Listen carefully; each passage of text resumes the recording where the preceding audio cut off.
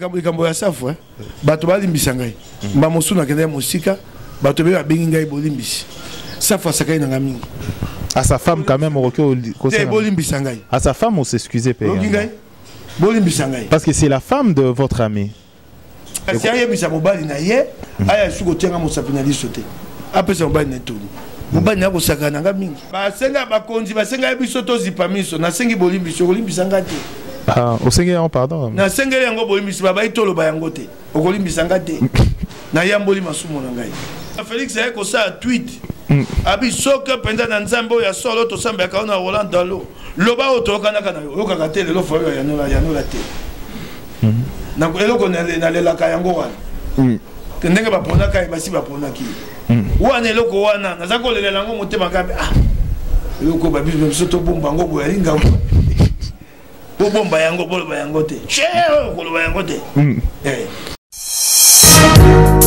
243, la référence de l'actualité. Bienvenue mesdames et messieurs sur Info 243. Abonnez-vous massivement pour retrouver toutes les questions d'actualité avec le vôtre, Raphaël Walukonka. Chaque semaine, nous revenons et chaque jour d'ailleurs avec un invité pour parler et surtout décrypter les questions d'actualité. Les Lezali, une fois de plus, plaisir et aux hommes Lamboka. Honorable Mike Mukebai, Eli à Kinshasa, Molobeliaba na lingwala mbotenao. Mbotenao ndeko. Alors, Motuna, Oya Liboso d'abord, Ezali à Koyeba aujourd'hui, parce que Ezali à actualité, Ezali pe politicien, proposition à FCC, il y a comment on a élection et comment et pas grand électeur va voter. D'abord, au monde en Oboni. N'a-pas la teba comme Mekabiso. Na ebisingo ekasanji, ye motolobi yango. Makambo auto zona moke eka likamba batomi bali na moke sika akoluka makambo na bakongomani banso akoluka makambo na peuple congolais ekoleka te bango baokaka te makambo nyonso eyela bango eteyaka bango te baka na posaka mboka epela moto babanda yango na assemblée nationale babanda yango tokozeyaka babanda yango bayokaka toka te batie yango Idées Amabe Ndeko. Pour bazwa misolo na majorité à lokuta et bongo moto bango ba kolinga ataza na bokonzi so ba ngazong sakabia ba zong sikabia yango wana batia yango alors au moins bato mosu ba ko sakana na bomo ya bato ba ko nyoko ba ko kufa yo koma moto mbongo na misolo ya bula matari mabanga ya talo ya mbujimai oteka mosusu osotia na mabenga ovani na ndako na yo mopepa mali de beti yo olia biftek omeli champagne obi otia kongomani mosapi na liso tiaka ngoi kasandi tiaka mosapi mokolo wana kozabe moko yokwa bolingo yoka te bomekaka bakongomani botumbula bakongomani ekozala moko ekozala mibale te. Alors, démarche à mon mboka honorable Mike Mukebai, il y a qu'au démissionner na poste nayo, il y a conseiller spécial en charge de la communication, il y a la Mouka pour le coordonnateur Adolphe Mouzitou. Certains pensent que c'est illogique dans la mesure où moi mboka coordonnateur Adolphe Mouzitou azala ki isusu na mandaté parce que normalement vous avez un mandat rotatif dans kati ya la Mouka. Donc yona mwana mboka Adolphe Mouzitou bozala ki déjà na koko ya libanda. Il y a 2 mois passés. Na longo na mosala wa na pona na lobi tribalisme. Na ki bato ba ko yangana. Sikoyo makamoso nga ba tena bandolo ba yango. Le 22 août tango fa la Jongia. Falo ka ki tete bilenge mosu na kati ya bilenge so la Mouka te. Bilenge mosu na kati. Wana moi maboke mi balé misato ba ko yemba molube et joye bomai akoka yango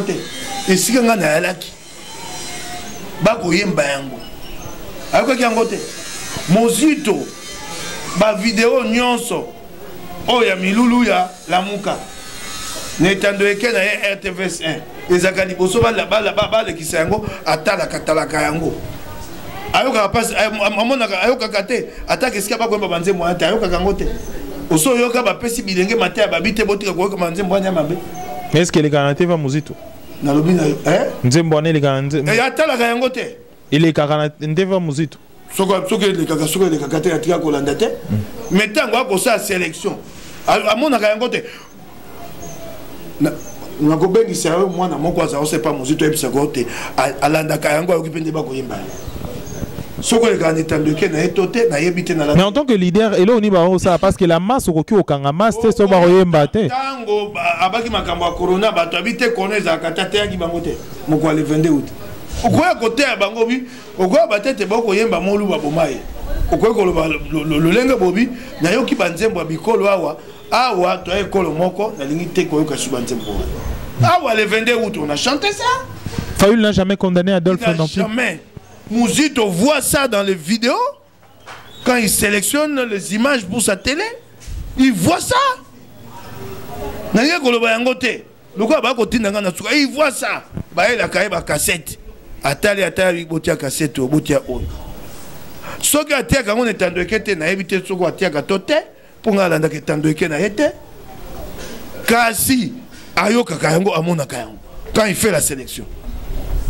Et je le sais. Balobi te bokonzi o ba pesa biso na mozito esesi yaki eza lesesi yaki eza lesesi tenga na longo na ngala musala wana longo na za longo na poste za rasute na longo kaka loko na basaki remise et reprise te na longo na ngai na basaki remise et reprise te na longo na ngai te sika ba kuma batela sa longo ki na si na longo likambo tenga na longo na ngai. Oh, bokonzi na bango ekomaki esi elekaki na yango baza nga na lobi te na longwe na ngai soki omoni te na longwe na ntina te esa eloko te ngai eloko wana na zongisi yango esi ekweyaki te wana etali ngai te. Moi j'ai démissionné. Alors on vous traite également d'ingrat mwana mboka Mike Mukebai na ebele obasalelaki yo voire même qu'obtenir liberté na yo aux ana liberté provisoire qu'obtenir yango eza toujours makoki à la muka. Pourquoi c'est ingrat? Faden house comme ndako pa balambaka lokuta balambi batie bilenge na monoko bakendo teka ngwe pa bakongomani mawa mingi Martin Fayoul okokonza mboka boete mawa attaquer Martin Fayoul mawa ye moto otinda bilenge liberté d'expression moto ko penser na akotinda bilenge ndeko na ngai na yoki te Martin Fayoul yabisi bilenge pe balobi yango Mokeba ya bimaki boloko pona pardon oyo bajelaki ye epai ya Godin Poyi akendaki epai mama na ngai lokuta po Faden house oyo mokomso ko tumba Congo nani ayebite te Mokeba ya bima boloko na arrêt ya cour constitutionnel. Arrêt ya cour constitutionnel rendu le 7 février 2020. Arrêt ya cour constitutionnel arrêt wana lobite mokano o ya bureau ya assemblée provinciale ya Kisasa o elongolaki Mokeba ba immunité ba longoli yango. Mais 3 mois après arrêt wana ezaki exécuté ya ka litiona sisa ba longoli yango ba dui ba zongisi ba immunité Mokeba esengé Mokeba abima boloko tango bakati mokano ta mokano ane kwei omonaki olenga nkoite akeye pa Godin Poyi babite ba pa na nganga na boy na bina boy po na sina tu arrêt ya coup continuer na so na bino esute tango na tu ki arrêt coup continuer te so na bino te siko na tu arrêt coup continuer na ko so na bino siko bolimbi singa na senga ko bango bakenda bisanga Godin Poyi ya wapi. Mais 3 mois après arrêt kotaki en arrêt yeko kata likambo nango na sanza mibale na zo baté na sina bima ki karaté yango na bina na sina tu arrêt bimi après 3 mois 4 mois sanza mibale na ko le 3 avril non après 3 mois après 2 mois le 7 février non il y a le baté que arrêt à cour constitutionnelle arrêt à cour constitutionnelle senga ki sikoyo bato bafundaki ngai bazuzo bazaka kusambisa bazo arrêt à cour constitutionnelle ba tirer ba conséquences yango na zoki ngomba na banguna nga basangani bakomi kozusa ngonga. C'est l'arrêt de la cour constitutionnelle qui m'a libéré. L'arrêt de la cour constitutionnelle est clair.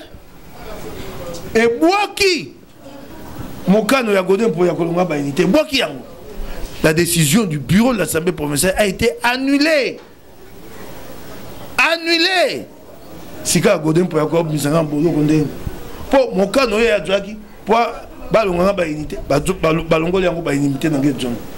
Pe atata ngo babengisa Godin Poyi nga azaki na maboka ya bazuzi Godin Poyi motafunda yenga ite Godin Poyi alongola nga ba unité ake ko sa boni pa bimisanga boloko na yebisa yo likambo wana makambo zumo nsu bango bako bimisa e ko bakuende bango moko na boye ko makambo wana oya Godin Poyi Martin Fayulu abengisa Godin Mpoyi na Faden House atuna tanga ite.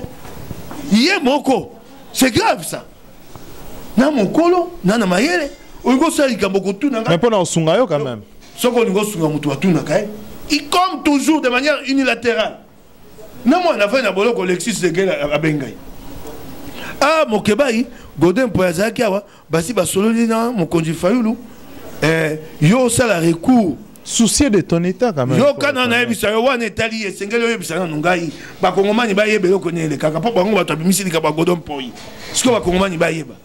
Ah yo kosaka mokanda mo lokwa recours otindeli Godin Mpoyi e bongo Godin Mpoyi la kibiso ata yebi ndenga kosala po yebi maboloko. Kote Mpoyi kosala ndeni. Ilo ko epesinga moto pasi ba kosali ka ba koto esenga moto ya pasi ebisi de souci légal. Malamona na bengi Niko Maengele maître Niko kabi Niko Maengele oyebi na boloko makambo susu so na boyi bato komona ngalo lendo babi bato ba ko ekele mapo ab maboloko ya zotia mangongi alo lendo totikai bikambo oyo mokonzi akoso ana Godin Mpoyi na sepe na ngote butuna kingai ekoya kotambola bisika nyonso te ngai na ko bondela Godin Mpoyi butuna ngai ya liboso yangwana ya mibale ngana yebi telika mwana ekoma na suka te ekokoma na suka te kasi lokola bosi bosali yango lokola ngana na boloko so na boya yango ekokoma ngambo na kozanga bato o bakoki kolobela ngai na ndimi okenda na yango nasali recours yango nasala recours nasi nasaka recours le 22 yango le 22 janvier 2020 avant arrêt à cour constitutionnelle. Avant arrêt à cour constitutionnelle. Avec un recours gracieux. Mais si ça qui recours gracieux avant, il faut de Bakanga, il a ça recours gracieux. C'est une procédure normale. Recours gracieux, mon conjoint a dit mon bébé comme un bébé. Nanzela Nayo, a dit mon calme bébé, au comme il a eu, il faut que nous fondons. Pourquoi moi bazuzo bako imaima awawa o balongo libango babuki mboko likundi et sengai basana nous recours gracieux. Nasi a saka recours gracieux. Bango balobi batite sala kaka. Noki bako tanga kombo lisanga bunganga. Ngana tindaka lisanga bunganga la médiation. Monsieur Lisanga, je t'ai demandé un service. Mais quand ça la muka boko se rendre service. Service voilà le recours à la demande de Fayulu que j'ai rédigé. C'est même pas moi qui l'ai rédigé, mon avocat. À la demande de Martin Fayulu. Sans mon avis. Mais puisque j'étais en prison et que j'étais mis devant un fait accompli, j'ai accepté. C'est ça le recours. Je peux les lire rapidement. Merci. Constitué pour les intérêts de l'honorable Moukeba Nkoso Michel Mike, mon client me charge de venir auprès de votre autorité et compétences relativement à l'objet mieux repris en concerne. Donc, objet en effet, consécutivement à son recours administratif daté du 14 septembre. Ok? A rappelé le recours administratif du 14 septembre. Ngabakanga Mokoni le 16 septembre. Donc, recours administratif daté du 14 septembre 2019 contre la décision identifiée en rubrique de la présente et eu égard au fait que jusqu'à ce jour, mon client conserve son mandat électif pour lui permettre de servir positivement sa circonscription électorale dont il est élu en particulier et la ville de Kinshasa en général. De ce fait, mon client sollicite de votre bureau les retraits de sa décision susventée qui aura pour conséquence la fin de sa détention à la prison centrale de Makala. Voilà les recours. Aucun pardon. Aucun pardon. Nous sollicitons les retraits. Tokotala. Nous sollicitons les retraits de la décision. Et pour Nakokata Makambo, pour Nakota et Sote Faden, on est comme une d'accord le Kuta et que Bébi Sabilengue. Godin Mpoyi n'a jamais répondu à cette lettre. Jamais. Il n'a jamais répondu. Alors, il m'a accordé la liberté comment? Ça, c'est de Godin Fayulu qui m'a demandé de faire ça. Je l'ai fait malgré moi. Nassala Yango, malgré moi. C'est mon avocat qui a écrit. Godin Mpoyi n'a jamais répondu. Alors, où est le pardon de Godin Mpoyi à l'endroit? Pourquoi vous voulez créer des problèmes à Godin Mpoyi? Boko Kotsa Godin Mpoyi n'a dit Camboni. Wapi pardon au Bokolo. Oh, les sagas, ça qui médiation. Quelle médiation? Quelle médiation? Nga na bien côté? Nga na bien côté? Nga ina bima na arrêt à cour constitutionnel. l'exécution de l'arrêt a pris du temps. Et comment ils sont tombés? Il faut exécuter. Et c'est qu'il faut exécuter na cour d'appel. Il faut exécuter tant que tout le monde est liberté provisoire. Liberté provisoire. Alors aujourd'hui, on a liberté provisoire à Sengaki Motombongo ya caution. Oh, bongo ya caution. Tant qu'on a la liberté provisoire dans Baboloko, faut que nous nous pas le confinement sur la terre, pas le confinement à la Porto, pas le sur la terre, pas le confinement. Nous avons le 3 avril, Kanisa Malam. Nous avons fait le balai. Bongo ya caution. Et il souhape. So bolamuki. Boluki makapa ko bambanga. Bolamuki boluki bikaboni ni bol. So le cause à terre qu'on a fait dans la house. Na présidence de la République et pas le président élu. So le gros à la terre. Attends mon quai. Hein? Et pas le président élu d'accord le couteau à Congo. Oh! Oh, alors aujourd'hui, la Mouka, quel est l'avenir? Il y a la Mouka d'abord aujourd'hui, personnellement, tant au Komona. C'est vrai que on dirait la Mouka déjà comme dans la Mouka populaire, dans la Mouka Moussoussou. Quel est l'avenir? Il y a la Mouka. Bato ya Faden House va saïla muka na bango comme na la muka populaire. Oyebi yango linko ba yango te, o ya ko tuna nga motuna. Ba ko koma yango ba réseaux sociaux la muka populaire yo yebi yango te. Mais les réseaux sociaux pesa ba fake news ebele hein. Banda bandi o komango oyoki bango ba bité, ba telemeli yango ba pameli yango za lokuta. Oyoki bango. Bango ba si ba kaboni. Avenir à la muka zani selon. La muka ya li coalition. La muka go kenda te mobu 2020. Topemba mosupe. C'est une coalition. La Mouka n'est pas appelée à vivre infiniment. C'est ça la réalité. C'est une coalition. Une coalition née. Parti politique ou de mais la la Mouka si on ok. Kasi etumba pour l'ambongwana ya Congo. Après des déclarations, il y a ba moko et ba proche. La muka ya kapasi ba konjuwa na moto monene et ya petete. Il y a bongai ou na bongai, ma mosupe ko sa te mosu bien télé na lemi. Neti moi ba belligérant. Ma mosupe ba ko sa pete to ke pete. Mobuko to bi ba na tout na misato 2023. Okingai kasi yebaka yango. Tu es sûr que le token de ma pomme. Tu as un candidat commun. Oui, bien, c'est ça. Oui, bien, c'est ça. Candidat commun. Il y a les Kabila. Oui, bien, Kabila. Comment? So Kabila, l'ongola Katumbite. À l'ongola Bembate. Na Mozito est un attaque pour y avoir un candidat moqué. Ancien premier ministre. Ancien premier ministre. Il y a ma pronomie à mon conjaboka, il petit candidat. Il y a une candidature de marchandage. Sur la longue candidature, il y a un peu sanguine. Tikatole. On a Palou avec la base. Palou. Palou est la base à Mounene. Babiboy. Soko, yo bandi Soko, Kabila, longola Katumbite, alongola Bembate. Bembala Katumbi, Bengaba Tike la Faoul Nzela. Tolo Bapenda, ya solo ya politique. Bengaba Tike. Pour trouver candidat comment? Toko Sate, Tobi Saba Imboka Sol. Skabila c'est biso mwandambo. Alongoli batobi bale ya minene. Na mwa ya misato ya moke. Kabila sunga biso na ndenge na ye. Ya abanzaki na kosala bongo ako bomo opposition. Nzokanda sunga biso. E balukela ye. Okingai? On a avantage à Moutouma. Obi? Ils ont un avantage quand même pour Nabino. Eh qui malamu, eh qui kama mabe kasi sunga ki mwa moke. Yo bandi bemba moneno ya linango. Katumi moneno ya ngo yo gogo ibse ne soit pas candidat yo ki. Est-ce qu'aujourd'hui tu vas dire à Katumbi ne soit mes pas questions vos réponses. Ngana nako ya no la lokwa na ko tunu mitu na motuna. Yo gogo ibsa Katumbi ne soit pas candidat ou bemba. Lui, il est politicien, il est grand, il est populaire. Mais Bango Balba qui pour les noms du il y a pays, patrie d'abord les bossons. Ceux qui balongola bango te ingao za passe. Il y a les citoyens et bétisi Faoul Libakou ya malamu. Tondi makayango. Yango na bina na ko la Vous regrettez de ces choix? Oh, c'est ça mais ça maki. Oh, ça maki. Tout de suite on les kawal. Kakande na le la kandenga kosa Félix. Abina Félix, yo ponanga ngai pe na ponayo. Mais yo moro télémarango à un moment donné aux Agui le premier. Je me souviens encore le même jour à Genève, la Boutou nango benginga pour réagir. Donc vous avez soutenu vraiment. Ba senga ba konzi ba senga biso to zipamiso na sengi bolimbiso kolimbisanga te. Ah, au Seigneur pardon. Na senga yango bolimbiso ba itolo ba yango te. Okolimbisanga te. Na yamboli masumo na ngai.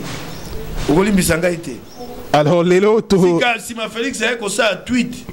Abi soka penda na nzambo ya solo to samba ka na Roland Dalo. Loba otokana kana yo ka te lelo fo ya nola te.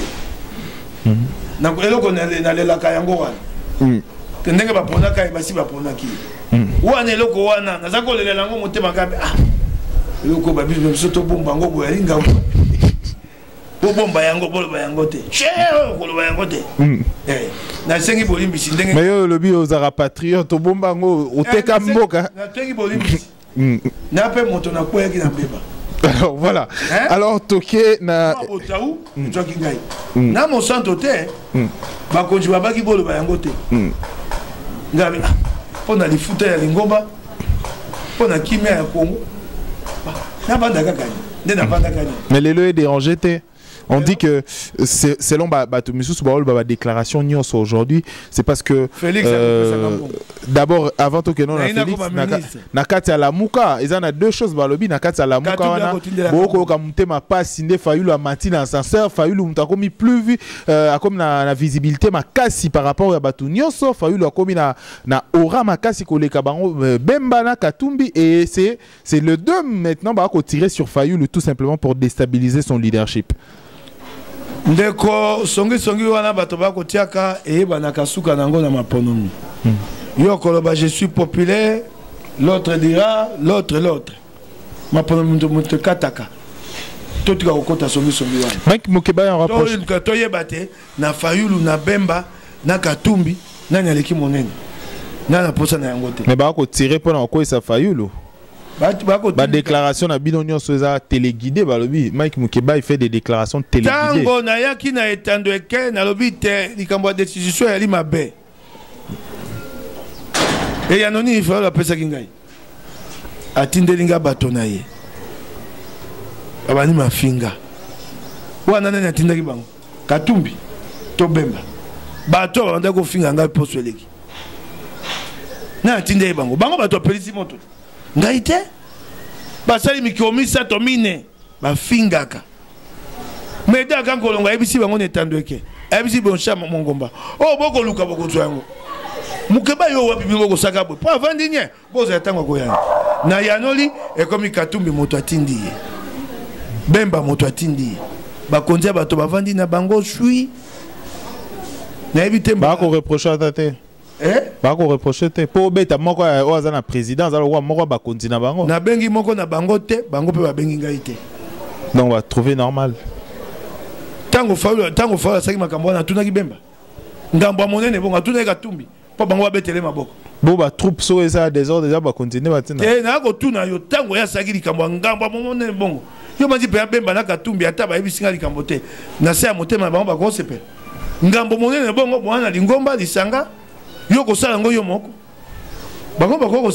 Alors, question Moussou Bakoloba aujourd'hui, rapprochement Mike Mukeba dans le régime actuel, l'actuel président de la République. Vrai ou faux? Na maele ya Mukeba banda eleko o IDPS batiaki mo aloko na balabala. Banda eleko o IDPS akse bisote akofongolela Kabila ekukete. Na maele na ngai na tiaki elikiate. Totia moi moto, to pousse un peu mais na IDPS na bomba yango te. Je l'ai dit, j'ai encouragé le rapprochement. To sangana te. E kokokate. Kasi to pousse na moi pembeni. Porte makanisi mabe ya FCC le kate. Tala ndenge to bundake tumba. Ya mibeko ya minako. Na makambo ya ronsa. IDPS pas ina biso pe pa na biso. Ba kiti na baba biso pe to kiti na baba et tie moto. Félix Abina yo ki ba Kongomani. Isa ki te toke moi liboso. To boki moi lokolo. Yango ngala lingaki to za na mayele bongo. Soko yango wana bobi te rapprochement lokolo kwa sika. Et lokwa sika te se baki yango. Na sika banda ko salela yango. Bomonenga moko mosu na yembi nzembo na bilengete. Fachi telema.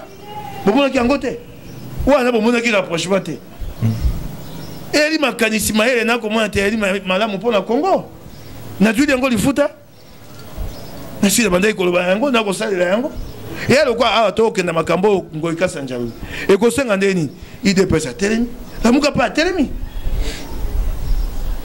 yango wana te Lamuka a repensé destitution pe ya président de la République à trahir est-ce que hôtel Lamuka wana te Lamuka o ya peuple o ya ba Congomani Lamuka zaka moko Martin Fayulu passe à moi à sa déclaration Lamuka o ya ba Congomani o ya ba peuple okinga inde kwa ngai Lamuka penza o ya so alors tokomi na suka presque na suka édition na biso aujourd'hui moi na mboka Mike Mukebai des attaques après attaques aujourd'hui qu'est-ce que Yomoro Milobela tango ota nyonso ekoleka lelo ça le roi mwana mboka Mike Mukebai ya mutu mususu yo zai mopanzi sango oko Milobela ni nya Milobela ndeni ngai na kene tando kene lobili kambo na bite na sepe na likambo boete bato babandi te bango nde bilombe babandi ko finga ngai je suis en légitime défense je me défends c'est tout lelo moko na bato o bazaki lokwa bato na yo bazaki plus proche Yves Bouya a kosala ba déclaration sur yo yo lobi okokende na justice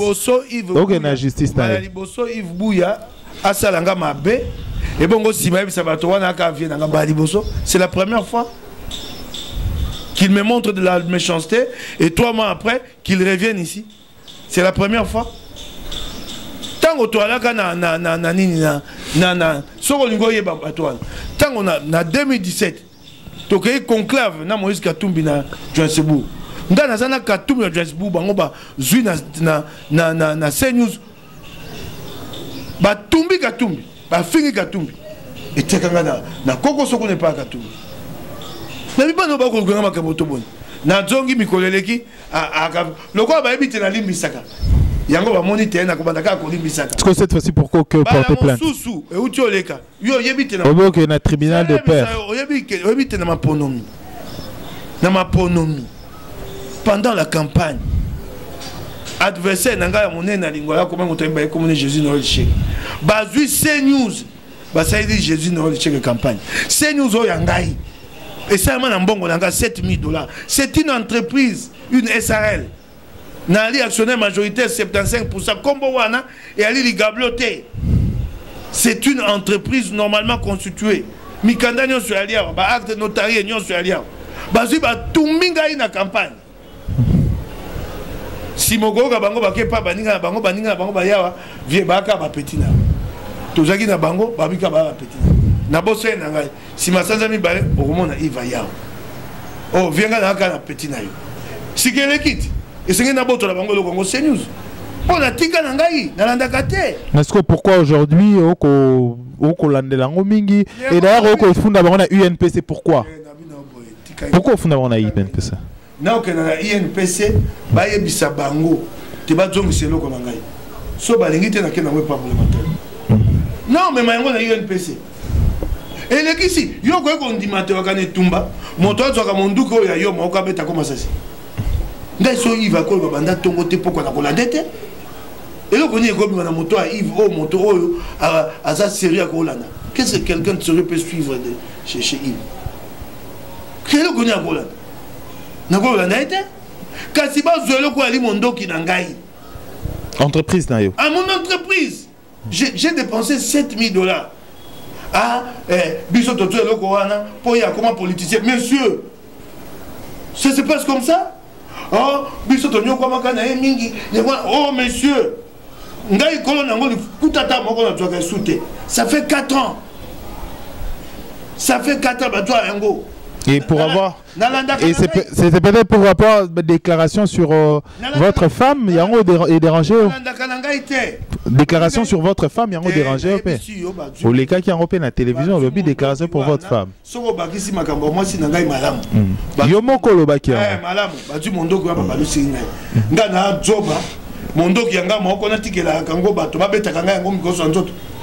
Tu peux accepter, qui peut accepter ça? Mondo qui n'a eu mon côté à bateau. Soit le va s'engager au Libye, soit baloli tout. Obi baleki, ba gokola, na no boanye côté bangote. Otiki eleki. Si ma sanza moto ba baloli susu tout. Na nyango tsoba ko ma bango. Na ko kenda nango na INPC pe na kena ba bazuze et pas bazuze na kena ngo te suka na bisu yo na kena ngo na INPC na kena ngo na CESAC na kena nango na INPC na CESAC na kei nango na kena ngo pa bazuze na funda na pénal pe na civil bazongisi batika ko sala kombo na ngai et ali kombo Mokebai batika yango. Mais aujourd'hui, et dérangeait que on a suivi l'une de tes interviews, et dérangeait que pourra pas parce qu'il y a révélation ou peut-être l'oba qui m'a kambouké, ou touché qui votre famille. Aujourd'hui, quand vous-même vous attaquez, on a parlé peut-être pour la Madame Nayo, on a parlé qui va passer à Mbongo, Yves Bouya et tout ça. On a suivi une vidéo de vous également. Oh, lobby sur Yves Bouya, il a dit des choses. Tiens, moi, c'est d'ailleurs au bima la télévision. Pour la l'oba quand même. Démentir ma camoana. Moi c'est mon Kebai azao que nous avons pas notre FCC. Bon et puis c'est un bakombo na bango. Mais et sûr tant qu'on a parlé de madame, pourquoi est-ce que Touchaki, peut-être un de tes amis également, Daniel Safou, sa femme et tout, ça vous dit quoi aujourd'hui votre amitié et tout, vous avez sacrifié votre amitié. Et elle était mon toit l'obité, moi si nangai à Kendaga alors qui n'est pas votre FCC que Zambon. Bino ba pandi sango bo l'obité allo ba FCC ni. Pour ce motabi, moi je suis mon Kebai, alors que nous avons bon et pas battu na FCC. Donc mon pandi sangoana quoi. Mon pandi sangoana, na sengi yo tuna motoana lobby chez qui? Yango le pesi ngaka po sengela katanga kombo. Mais aujourd'hui si on s'attaquait à votre femme et dérangeait au PT. Bah s'attaquer avec votre femme. Ouais. Avant de s'attaquer à votre femme. Et tout nous sauter. C'est quoi la mouki à lobby à lobby? Mais aujourd'hui, avec votre amitié avec Safou, aujourd'hui, tu qui coumoromba moko incontrôlé. Il y a Safou, bato bali mbisangai.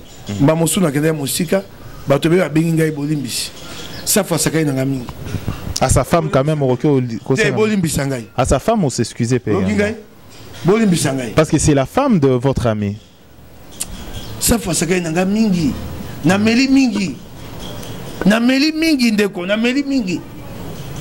Na moto na koma na suka kandele kali bato bali mbisangai ndeko moso ayaka bapaka kwa ninga na senga bolimbisi na mwasi na wa moto amibale lokwa ko moto amibale na senga mwasi na bolimbisi. OK ma okingai malobo na obaki na bendi yango na zongisi yango na mono au nom de la famille senga bolimbisi la famille bana baroko la lobi barota la papa Mike Mokebai barota la nyonso wana nyonso na senga bolimbisi. D'accord, ouvertement c'est bien kasi ayebisa mobali na ye aya suko tenga mosapinali sote.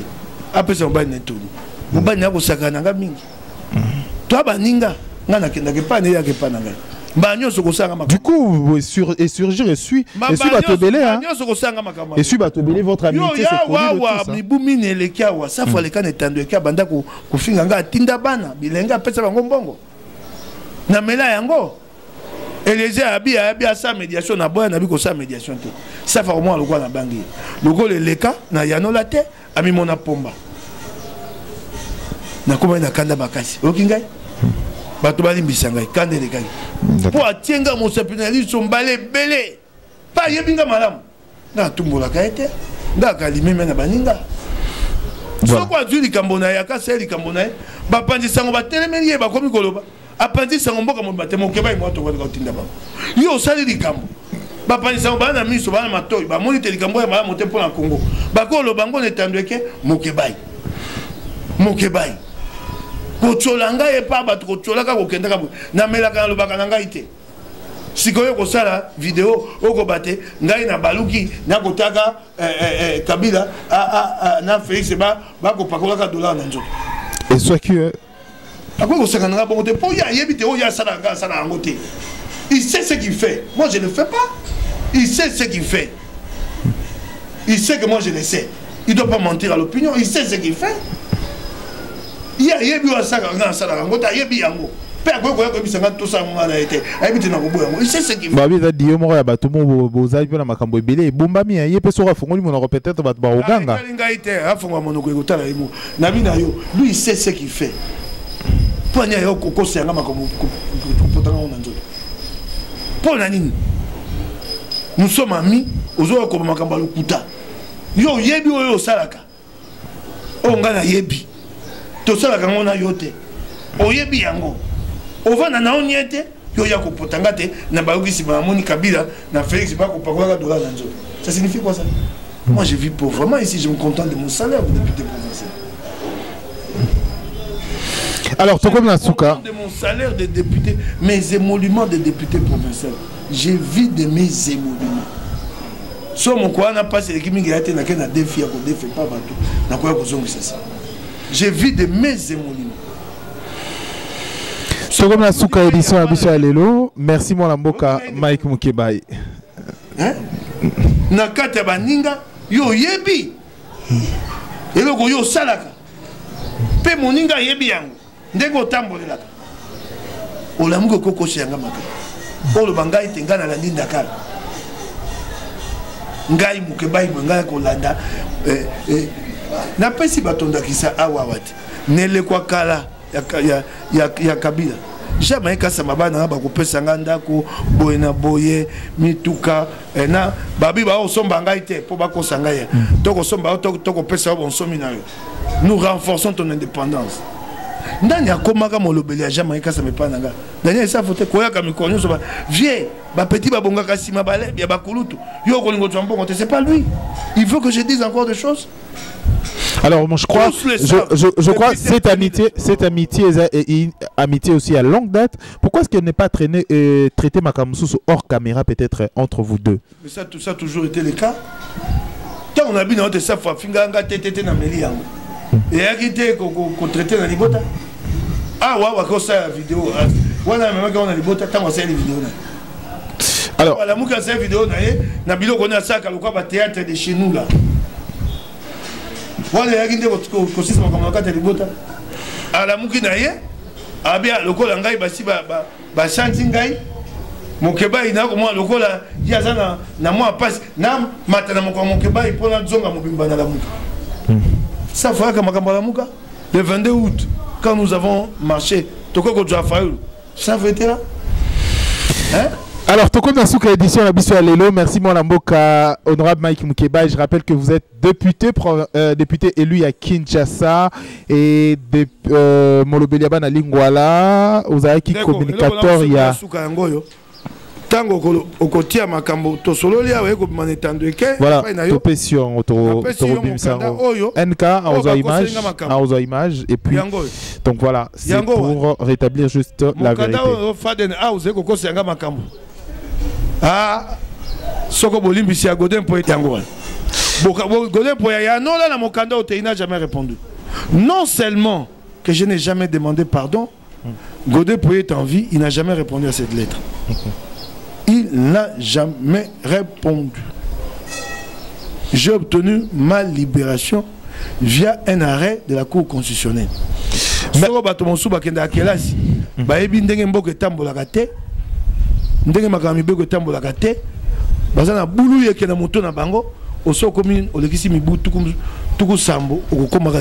c'est fini. C'est fini. Merci mesdames et messieurs, ça n'est fini pour cette édition. Merci pour votre fidélité. Et si, il faut comprendre comment fonctionnent les institutions, le droit, tout ça. Un arrêt de la Cour constitutionnelle est irrévocable, opposable à tous. Attends, ça il y a le 7 février, il y a 10 mois, il faut savoir lire. Il faut y aller Kamboka. Liboso ya kobeta tolo, tengana mo panisang. Un arrêt de la Cour constitutionnelle est irrévocable. Et pe ba komi na ndenge ba sala sanda mi ba bimisanga te na funda mboka. Tu sais que na funda mboka. Ah bon? Vous avez déjà plainte? Na funda mboka. Na bien biso siko, les 2 mois que j'ai fait ba ko bimisanga le 3 avril. Na funda mboka. Mais j'ai porté plainte contre la République démocratique du Congo au comité des droits de l'homme des Nations Unies à Genève. Vous croyez que les 2 mois là c'était normal? C'est illégal. J'ai porté plainte pour détention illégale. J'ai porté plainte. Babouka mon bébé ya kuku sushi boye bangote. Que j'ai porté plainte contre la République démocratique du Congo et que la République sera condamnée. La République sera condamnée. C'est peut-être l'année prochaine pour les 2 mois supplémentaires là. à partir du 7 février au 3 avril. J'ai porté plainte. Alors, tout comme dans cette édition, merci à mon amboka Mike Mukebai, merci à Bino Bolandi Bisso sur Info D143. Abonnez-vous massivement. Ici, le nouveau canal par lequel Borolande Nabisso désormais, mesdames et messieurs, tout comme dans cette édition, Nabisso. Merci à NK pour la prise de vue. Merci à toute l'équipe technique et à Info D143. Tout comme prochainement pour une édition Moussoso. D'ici là, portez-vous bien. Au revoir. Info 243, la référence de l'actualité.